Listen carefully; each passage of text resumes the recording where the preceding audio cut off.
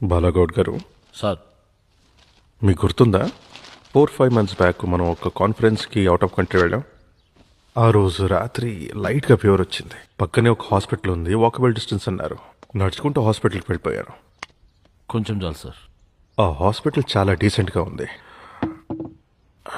అక్కడ ఒక staff attender నన్ను స్ట్రైట్గా డాక్టర్ దగ్గర తీసుకువెళ్ళి స్కాన్, బ్లడ్ టెస్ట్ అని ఒక స్లిప్ రాపిచ్చి నన్ను ల్యాబ్కి తీసుకెళ్ళాడు. విద్యా గారు, ఆ టెస్ట్లన్నీ ఫినిష్ అయిన తర్వాత పక్కనున్న ఫార్మసీ నుంచి ఆ మెడిసిన్స్ అన్ని తెచ్చిచ్చి ఏ మెడిసిన్ ఏ టైంకి తీసుకోవాలనేది క్లియర్గా ఎక్స్ప్లెయిన్ చేశాడు. నేను అడిగా, ఈ టెస్ట్కి, మెడిసిన్స్కి, డాక్టర్ కన్సల్టేషన్కి ఫీ ఎంత అని. ఇట్స్ అబ్సల్యూట్లీ ఫ్రీ అన్నాడు. నేను సీఎం అని తెలిసేమో అనుకున్నా. హౌ డు యూ నో మీ అని అడిగా. హూ ఆర్ యూ సార్ అన్నాడు.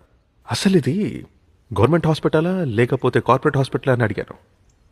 It's just a hospital sir అన్నాడు. అందరికీ ఇదే ట్రీట్మెంట్ అన్నాడు. సిక్కేసింది సార్ నాకు. 4 రోజులు నిద్రపట్టలేదు. ఆ కంట్రీ మనకన్నా రిచ్ అని మీరు అనుకుంటున్నారేమో.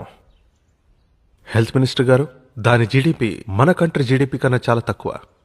అక్కడ ఉన్నది మనకి లేనిది ఏంటంటే నిబద్ధత. ఆ క్షణంలో నేను ఒక రెవల్యూషనరీ డిసిషన్ తీసుకున్నాను. మన స్టేట్లో ఉన్న ప్రజలందరికీ కార్పొరేట్ అని, గవర్నమెంట్ అని తేడా లేకుండా ఒకే రకమైన నాణ్యమైన ఉచిత వైద్యం. ఇది నా సంకల్పం. ఈ కార్పొరేట్ హాస్పిటల్స్ అన్నిటినీ అండర్టేక్ చేద్దాం. ఏమంటారు హోమ్ మినిస్టర్ గారు? సార్ సడన్ గా డిసిషన్ నాకు అర్థమైంది. ఆ గవర్నమెంట్ మీద విపరీతమైన ఆర్థిక భారం పడుతుందంటారు. అంతే కదా, ఓ పని చేద్దాం. మనం ఇచ్చే సంక్షేమ పథకాలన్నీ ఉన్నాయి కదా సిఎస్ గారు, అవన్నీ ఎత్తేద్దాం.